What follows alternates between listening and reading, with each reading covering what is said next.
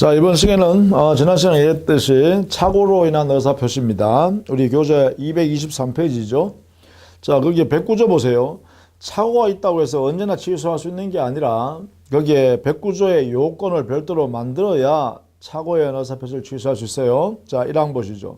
의사표시는 법률행위 내용 중요 부분에 착오가 있는 때에는 취소할 수 있다. 그러니까 착오는 착오인데 당해 법률행위 중에서 중요 부분에 관한 착오가 있어야 취소할 수 있다. 이게 요건입니다. 취소하기 위해서는 중요 부분에 착오가 있어야 한다. 자, 그러나 그 착오가 표의자의 중대한 과실로 인한 때에는 취소하지 못한다. 그런데 착오가 중요 부분에 있으면 취소할 수 있다 했는데 다만 말이죠. 그 표의자가, 즉 착오 있는 표의자가 중대한 과실 때문에 자기의 부주의, 큰 부주의로 인하여 착오를 일으켰다면 취소 못한다는 거예요. 그렇다면 이 표의자가 중요부분에 착오가 있기 때문에 취소한다라고 하려 그러면 자기 개인적 요소로서요. 중대한 과실이 없는 상태로 착오를 일으켜야 되죠. 그래야 취소할 수 있다는 거죠. 그래서 착오에 의한 취소가 인정되기 위한 요건은 두 가지인데요. 그 두 가지가 하나는 있어야 되고 하나는 없어야 됩니다. 하나에 있어야 되는 게 뭐냐? 중요 부분에 착오가 있어야 되고요. 없어야 되는 게요. 중대한 과실이 없어야 합니다. 그럴 때 취소할 수 있다 이렇게 돼 있죠. 자, 2항에 보시면 전환과 의사표시 취소는 선의의 제3자에게 대항하지 못한다 이랬죠. 선의 제3자에게 대항할 수 없는 취소다 이런 이야기입니다. 자, 먼저 착오라는 개념은요. 109조에서 다루는 것은 일단 착오여야 합니다. 착오라는 것은 의사와 표시행위가 일치하지 않는 사실을 표의자가 말하는 사람 있죠? 이 의사표시하는 표의자가 모르고 하는 거예요. 모르고. 이런 상태로 있을 때 이것을 우리는 착오에 의한 의사표시라고 합니다.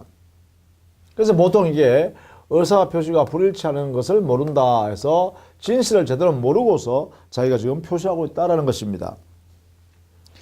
자, 이때 착오의 유형은 표시를 잘못했다면 자기가 말이죠. 10억이라고 지금 쓰고 있다고 생각하면서 1억을 써버렸다는 거예요. 그럼 이거는 표시상의 착오라고 그러죠. 이건 보통 오기, 착오 종류,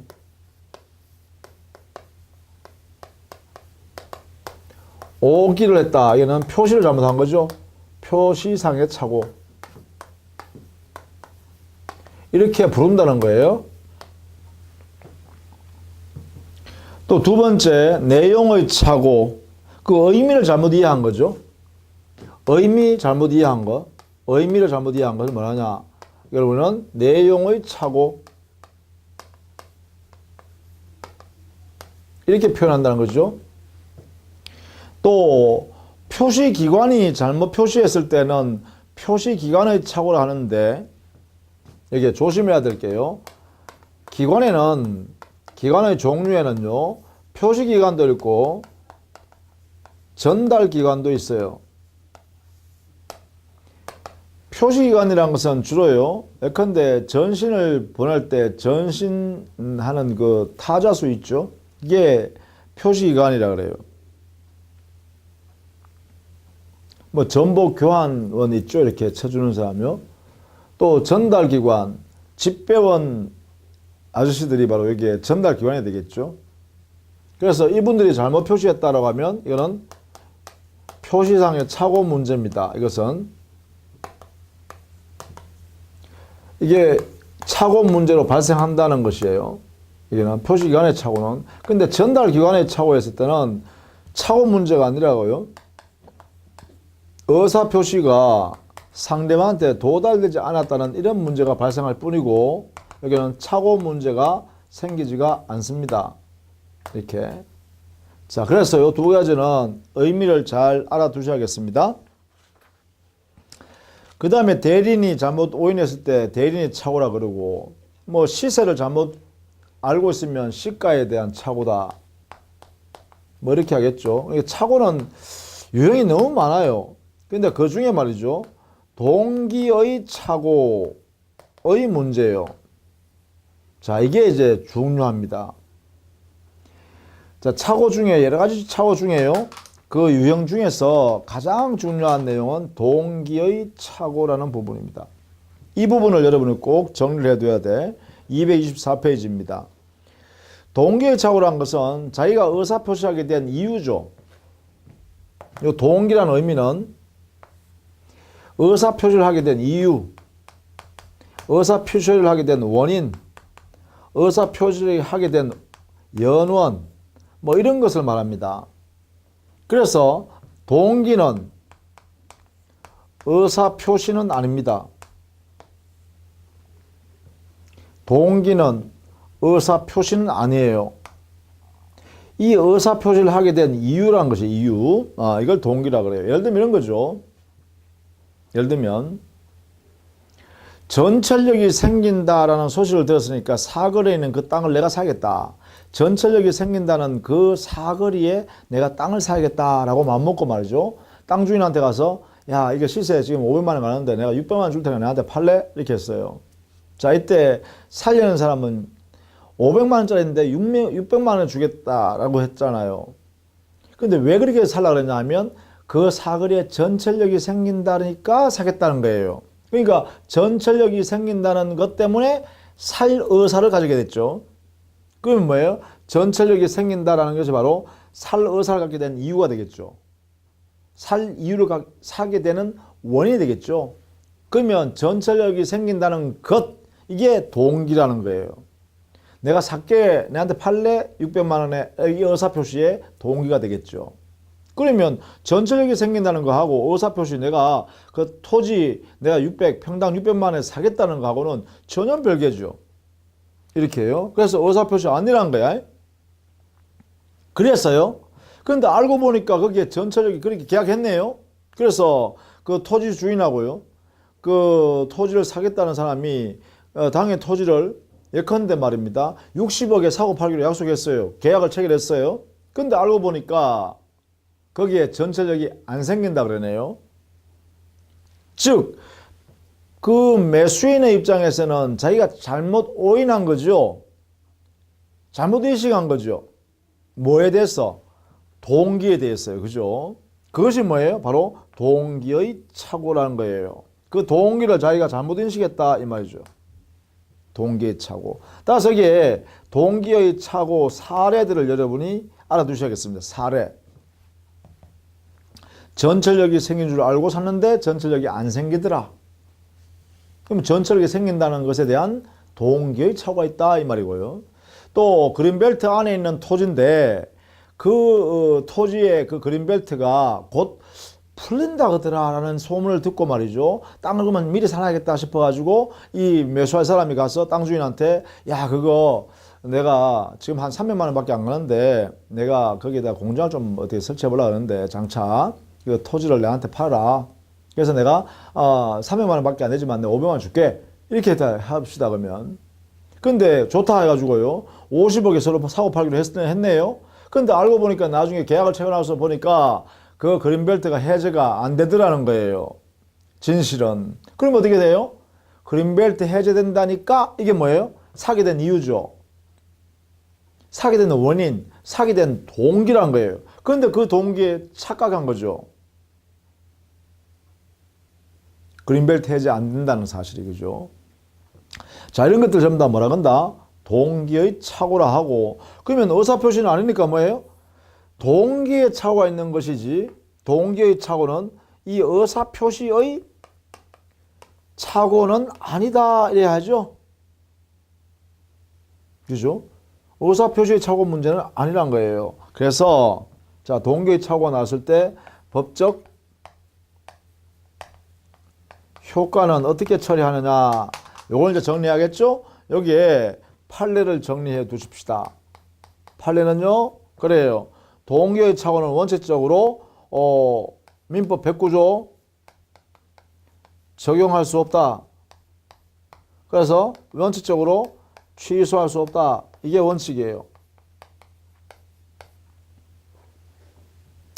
동기의 착오를 이유로 의사표시의 착오로 해결할 수 없으니까 백구조가 적용되지 않는다는 거예요. 그래서 취소할 수 없다는 것이 원칙이란 거예요. 단 예외적으로요. 예외적으로 그 동기가 착오가 있는 동기가 표시되었거나 또는 상대방에 의해서 상대방에서 제공된 그러한 사유에 의해서 동기의 착오가 발생했다면 이때는 민법 109조에 따라서 적용해서 취소할 수 있도록 한다.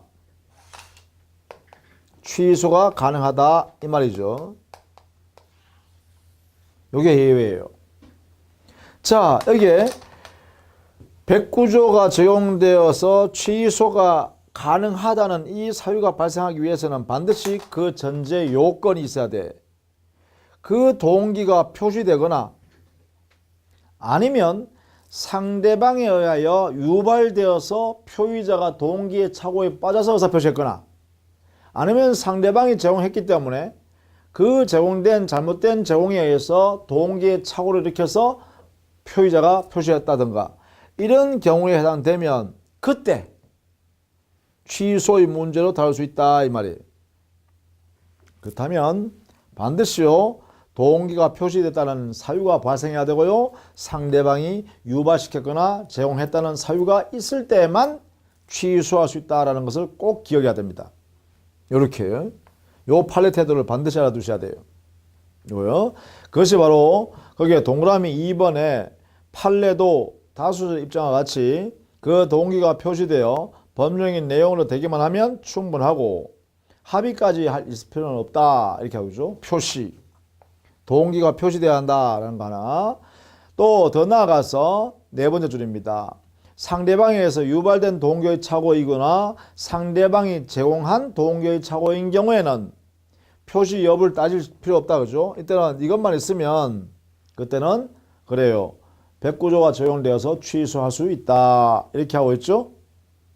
자, 이 이야기는 꼭 알아두셔야겠습니다. 원칙과 예외.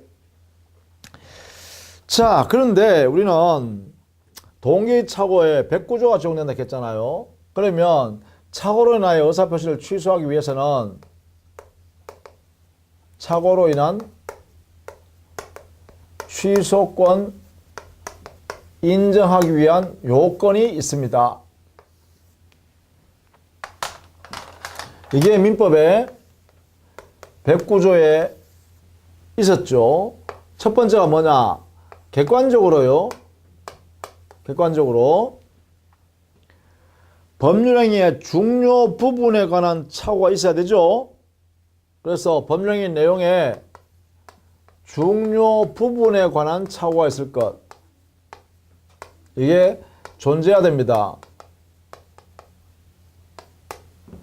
동시에요. 주관적 요건으로서는 이 착오에 빠진 표의자 있죠. 표의자한테는 중대한 과실이 없어야 되죠. 그래서 이것은 부존재해야 됩니다. 뭐가? 중과실이란 것이요. 자, 이 두 가지를 모두 갖추어야만 취소할 수 있다는 것이에요. 그래서 이것은 요건입니다. 그럼 여기서요, 제일 중요한 게 뭘까? 바로 이겁니다. 중요 부분이, 어떤 것이 중요 부분이냐, 이거죠. 거래행위 중에서요, 어떤 내용이 중요 부분이라 할 수 있느냐라는 중요 부분 공부예요. 그 다음에 표의자에게 중과실세 한다 했을 때, 중과실 없애야 한다 했잖아요. 그러면 중과실이 뭐냐, 이거죠. 이 두 가지에 대한 내용을 정리할 수 있어야 합니다. 그래서 여기는 많은 판례들이 존재합니다. 중요 부분에 해당되는 이런 내용이 중요 부분이다. 또 이런 부분이 중대한 과실이 있다고 판단하는 거다 라는 것이죠. 그래서 여러분 교재 225페이지 자, 제일 위에 중요 부분의 의. 중요 부분의 의라 보시면 먼저요, 이 중요 부분은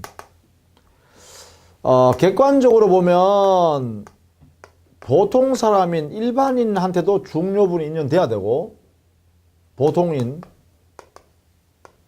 또 주관적으로 보면 그 표의자한테도 중요 부분으로 인정되어져야 해요.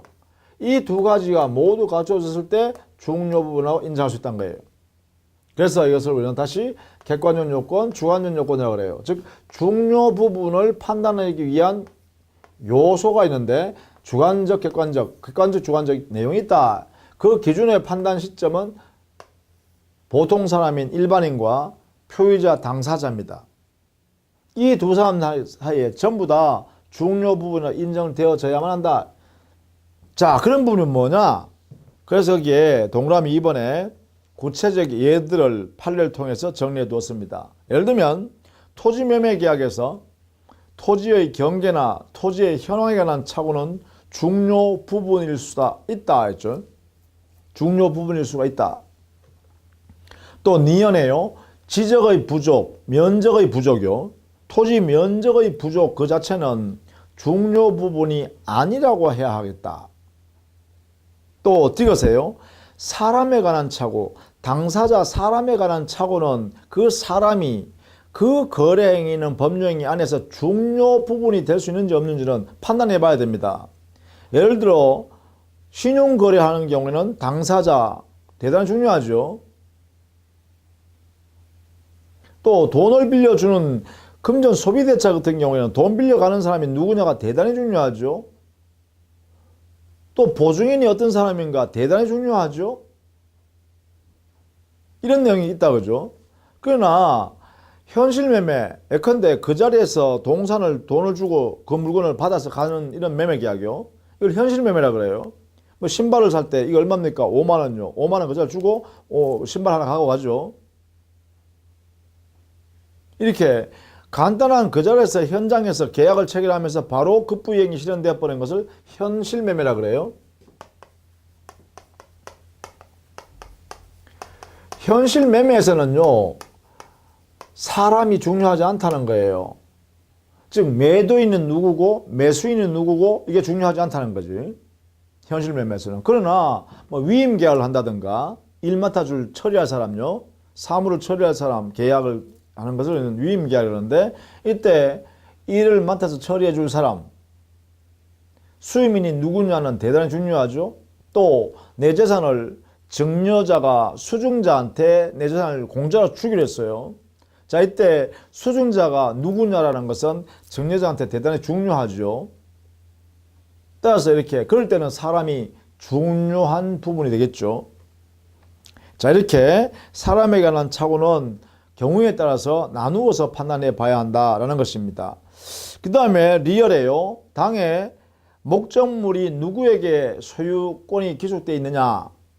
즉 소유권 귀속 주체자에 대한 착오는 원칙적으로 중요 부분이 아니라고 합니다. 또 미하며 목적물의 동일성에 관한 착오는 중요 부분의 성격을 가진다고 합니다. 또 비업에요. 물건의 성상, 내력 등에 관한 착오는 보통 동기의 착오가 될 수 있어요. 이것이 거래행위의 중요 부분이 될 수 있는지는 그 거래행위의 성격을 살펴봐야겠죠. 그 다음에 C요쇼. 목적물 시세에 관한 착오 또는 시가에 관한 착오는 중요 부분이 아니라고 합니다.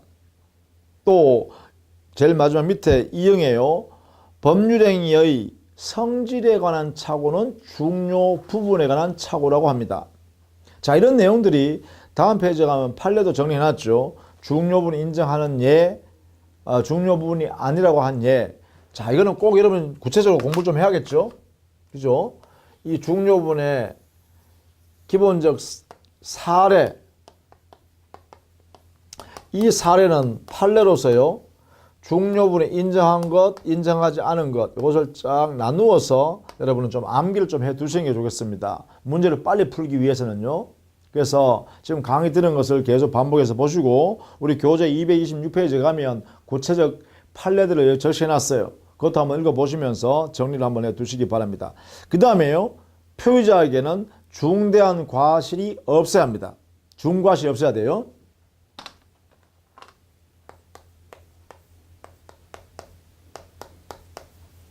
중대한 과실. 이게 뭐냐면 큰 부주의한 거죠. 현저히 부주의한 경우입니다. 이 부주의가 바로 과실이잖아요. 그럼 현재 이 부주의가 있다 없다, 즉 중과실이 있다 없다, 이걸 어떻게 판단할 거냐? 판단 기준은요, 행위자의, 당의 표의자죠, 행위자의 직업이나 당의 법률행위의 종류나 목적 등을 종합합니다. 종합해서 판단할 수밖에 없다는 것이죠. 부주의가 현저하게 있었냐 없었냐, 이걸 통해서 판단한다는 것입니다.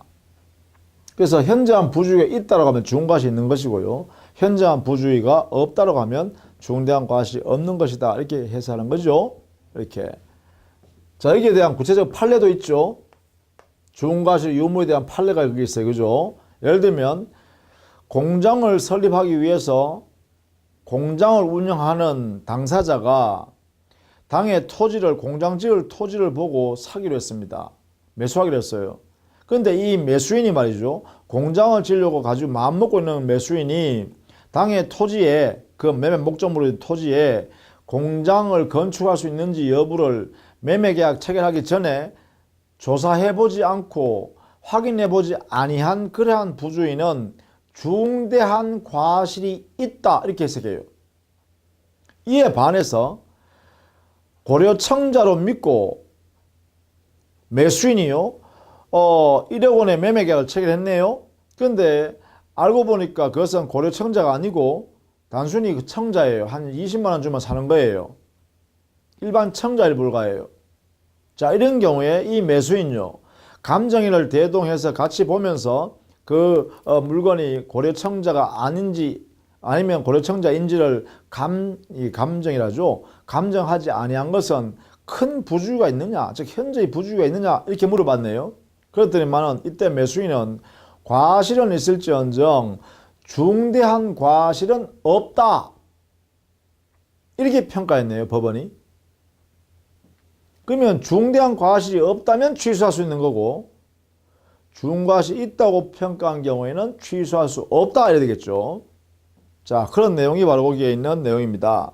여러분 참고해서 한번 살펴봐 두십시오. 대표적인 것을 제가 설명해 드렸으니까. 자, 그러면 여기서요, 이 객관적 요건은 중요 부분에 차후에 존재한다는 것을 누가 입증해야 되는가? 입증 책임. 또 중과실이 있는지 없는지, 이 중과실에 관한 입증 책임은 누가 지는가? 이걸 정해야 되는데 여기에 우리 판례는 정해놨습니다. 중요 부분에 관한 착오 여부에 관한 입증 책임은 취소권을 행사하려는 표의자가 입증 책임을 져라. 중과실 유무에 관한 입증 책임은 당의 취소를 배제하려는, 취소권을 허용하지 않으려는 상대방이 입증 책임을 져라, 이렇게 했어요. 자, 이것도 여러분 좀 정리를 꼭 해 두셔야겠습니다. 이렇게. 따라서 착오에 관한 문제는요, 공부할 내용이 참 많습니다. 그죠? 자, 그 다음에 228페이지 가면 이러한 요건을 갖췄다면 취소할 수 있다. 취소라는 효과는 소급에서 처음부터 무효인 것으로 간주합니다. 취소하기 전까지는 유효한 권리 의무관계가 발생되어 있는 법령이에요. 유효한 행위죠. 다만 취소권이 인정되어서 취소한다라고 일방적으로 의사표시를 하게 되면 당의 유효한 법령행위가 처음 매매계약할 때로 소급해서 무효로 간주해 버립니다. 그래서 소급적 무효, 이렇게 되겠죠. 자, 다만 이 취소는요, 선의의 제3자한테 대항할 수 없죠. 효과 취소할 수 있는데 이 취소를 가지고는 역시 선의의 제3자에 대해서는 대항하지 못한다. 그죠? 대항 불가. 따라서 선의의 제3자의 권리는 보호된다, 이렇게 되겠죠? 이렇게. 자, 이런 내용을 여러분이 알아두셔야겠어요. 이렇게. 자, 적용 범위, 신분행위는 적용하지 않습니다. 또 정형적 거래행위라는 상법상의 행위라든지, 또 거기에 보다시피 엄수표행위라든지 이런 데는 적용하지 않는다, 이렇게 되어 있죠. 그리고 공법행위에도 적용하지 않습니다. 그 다음에 타제도와의 경합인데 이 부분은 여러분이 민법 전부를 공부하고 난 뒤에도 반드시 알아두셔야 됩니다. 예컨대 여기에 양갈 1번 차고와 하자담보 책임 있죠?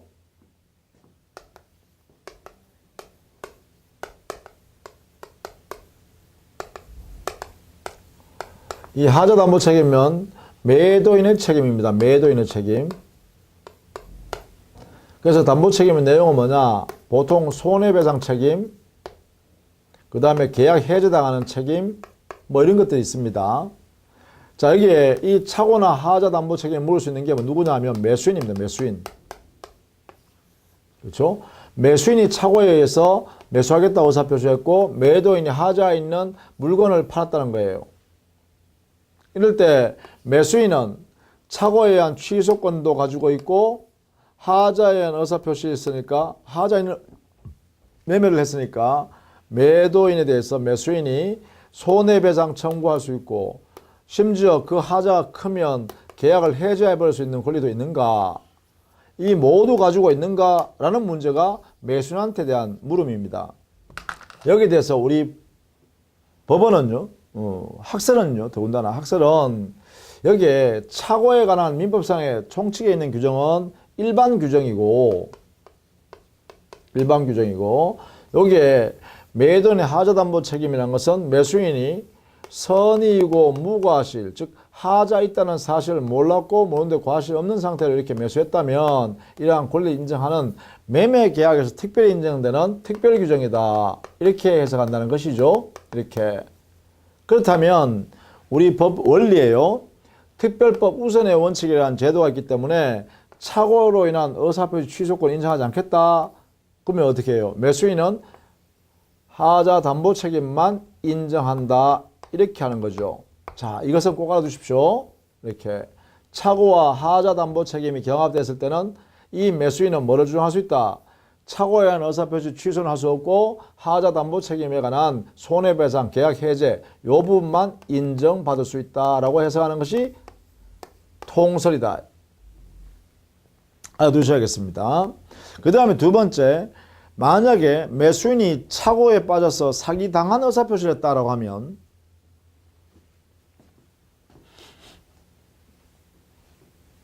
여기에 두 번째요. 만약에 매수인이 매도인으로부터 사기에 의한 의사표시를 했고요. 사기당해서 의사표시했어요. 매수인이. 또 이 사람은 그 내용을 보니까 착오에 의한 의사표시도 같이 했더라라고 하면 이 매수인은 사기당한 의사표시니까 취소권을 가질 수 있겠고 착오에 의한 의사표시니까 취소권을 가지고 있었겠죠. 자, 여기에는 사기로 인한 의사표시 취소는 민법 110조인데 이거는 조금 이따가 다음 시간에 배웁니다. 매수인의 착오에 의한 의사표시는 민법 109조죠. 자, 이 두 개의 권리를 매수인이 다 가질 수 있는가라는 문제입니다. 109조에 의한 취소권도 가지고 있고 110조에 의한 취소권 이 두 개도 다 가질 수 있는가 이렇게 물어본 거죠. 여기에 대해서 우리 법원과 판례는요. 법원과 학자들은요. 이 매수인이 사기당하여 착오로 인한 의사표시했다면은 이때는 매수인은 그래요. 이 매수인을 보다 더 사기당한 매수이니까 보다 더 보호할 필요가 있다. 그래서 이게 뭐냐 취소권 두 개 다 어느 것을 선택해서 행사해도 좋다. 그래서 이걸 뭐냐냐 경합을 인정한다라고 하는 거예요. 그래서 사기로 인한 의사표시 취소를 행사하든 아니면 착오 때문에 나는 취소를 한다 라고 하든 무방하다는 것이죠. 이렇게 인정하겠다는 것입니다. 이게 두 번째입니다. 그 다음에 세 번째요. 화해계약에서의 취소인데요. 이거는 민법 733조에서요. 명문으로 우리 시험 범위에 들어가지 않아요. 화해계약 자체가. 분쟁이 있는 양 당사자가 분쟁이 있는 사실에 대해서 서로 양자가 서로 조금씩 양보해서 더 이상 분쟁하지 않기로 합의하는 것을 뭐라고 하냐? 이걸 화해계약이라고 해요. 자, 화해계약하면서 분쟁 사실에 관해서 착오가 있다 하더라도 취소 못하게 하는 거예요. 왜냐하면 분쟁을 종결시키려고 당사자가 노력해서 합의한 게 바로 화해잖아요. 그래서 당사자가 분쟁을 마무리하려고 한 화해계약이기 때문에 이 분쟁 사실에 대한 착오에 대해서는 자기 손해 봐야 되는 거죠. 이렇게요. 그래서 우리 민법 733조에서요. 화해계약은 착오를 이유로 취소하지 못한다라고 아예 못을 박아놨어요. 그 다음에 양갈로 4번인데요. 이것은 여러분이 꼭 알아두셔야 될 내용입니다. 이것도 역시 마찬가지로 중요합니다. 거기에 4번에 보시면 자 거기에 매도인은요. 매수인이 채무를 이행하지 않으니까 해제권을 가지고 있고요. 또 매도인은요. 매수인은 자기가 매매 계약할 당시에 착오에 의한 의사표시를 해서 그걸 매매 계약을 체결했기 때문에 자기는 착오 때문에 의사표시를 취소할 수 있는 취소권을 가지고 있어요. 이거는 109조입니다. 이것은 548조에 있는 거죠. 이렇게. 자, 매수인이요. 착오에 의하여 자기가 의사표시 사겠다라고 의사표시했기 때문에 승낙. 이렇게. 그러면 이 의사표시를 취소함으로써 소급해서 무효로 만들 수 있는 사정이 있다 보니까 이렇게 매매 계약했는 내용에 대해서 말이죠. 매수인은 지금 중도금을 줘야 되냐 말아야 되냐 고민하고 있는 거예요. 그런데 중도금 지급 시기가 도래했는데도 불구하고 고민하다 보니까 그 중도금 지급 시기를 지나버렸어요. 지나버리면 채무불이행이죠. 중도금을 지급해야 할 의무가 있음에도 불구하고 이행 안 하니까. 그러니까 이때 매도인은요. 야 빨리 중도금 줘 해도 안 주니까 어떻게 해요. 매수인이 채무불이행하니까 매도인이 계약을 해지해버릴 수 있는 권리가 발생하잖아요. 자 이때 만약에 매도인이 먼저 이 해제권을 먼저 행사했습니다. 먼저 행사해버리면 이 해제의 효과는 이 매매 계약을 처음부터 무효로 만듭니다. 소급해서 무효가 되어버려요. 이렇게요. 이 매매 계약이 소급해서 무효가 되어버린다. 그러면 문제가 되는 게 있어요. 이렇게 매매 계약이 소급해서 무효가 되면 채무 불이행 때문에 해제했으니까 해제한 매도인은 매수인한테요. 해제한 후에도 원상 회복하고 돌려주고 돌려받고 하고 매수인한테요. 너 채무 불이행했으니까 손해배상해. 라고 손해배상을 하라고 청구해 옵니다. 이렇게 매수인한테. 자 그러면 매수인은 지금 왜 채무 불이행했어요? 취소할 수 있는 권리가 있기 때문에 이걸 취소해야 되냐 말아야 되냐 고민하고 있었잖아요. 그럼 지금이라도 취소권 행사해서 취소하면 효과가 뭐냐? 취소하게 되면 이 매매 계약이 처음부터 소급해서 역시 무효로 만드는 겁니다. 소급해서 무효로 만들기 때문에 이 매수인은요.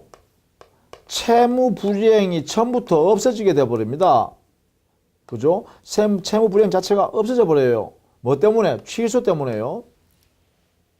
왜냐하면 매매 계약이 처음부터 자기한테 의무가 없는 것이 되어버리니까 대금 지급할 의무가 없잖아요. 그러니까 중도금 지급할 의무도 없는 거야 처음부터. 그러면 채무 불이행이 없죠. 채무 불이행이 없으니까 상대방 매도인이 야 손해배상해라 하더라도 나는 야 취소했어. 따라서 내하고 매매 계약했던 것이 처음부터 효력이 없는 거니까 나는 너한테 채무 불이행한 적이 없어. 따라서 나는 손해배상 못하겠어 할 권리가 발생한다는 거예요. 그래서 이제 매수인이요. 이제서야 이제 손해배상 청구를 들어오니까 이때 매수인이 뭐예요? 드디어 나 나중이지만 야 나 취소권 행사한다 라고 이렇게 행사해 왔다는 거예요. 이렇게 하면서 나는 손해배상 책임 안 질래 라고 거절했습니다. 자 이런 경우에 먼저 당해 매매 계약을 해제한 후에도 매수인이 착오에 의한 의사표시를 취소할 수 있는 권리가 있다고 해서 취소권을 인정할 거냐? 라는 문제가 생기는 거예요. 왜냐하면 취소권이란 것은 유효한 법률행위에 대하여 유효한 상태를 전제로 해서 취소한다라고 함으로써 소급해서 무효되잖아요. 그런데 해제해버리면 이미 소급해서 무효가 되어버렸죠. 자, 소급해서 무효가 된 매매 계약에 대해서 취소할 수 있는가? 이런 문제가 생기겠죠, 이렇게. 여기 대해서 우리 민법의 판례는요, 판례는 해제 후일지라도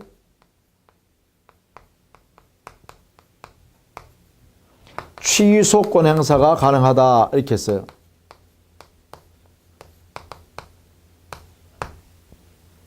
이렇게 판시하고 있어요. 취소권 행사할 수 있다. 그러면 취소권 행사할 수 있다 하면 어떻게 돼요? 그래요. 매수인은 손해배상할 책임이 없다라는 뜻입니다. 이렇게. 그 근거는 뭐냐? 우리가 또 뒤에서 배웁니다. 나중에. 뭐냐면 무효 취소의 이러한 효과가 두 개 다 발생되어 있을 때는 무효를 주장하든 취소를 주장하든 다 인정하겠다. 무효 취소의 이중효를 인정하는 것이 통설이고 판례이기 때문에 여기에 근거해서 이러한 내용을 인정하게 돼요. 무효 취소의 이중효. 즉 어떤 법령에 대해서 무효가 되어서 무효 사유가 있고 취소 사유가 있으면 이 무효를 주장하든 취소를 주장하든 다 인정한다는 거예요. 그러면 여기에 있는 해제로 인하여 이 매매계약이 무효인 매매계약인데 동시에 이 무효인 매매계약이 착오의 의사표시라는 취소 사유가 존재한다는 거잖아요.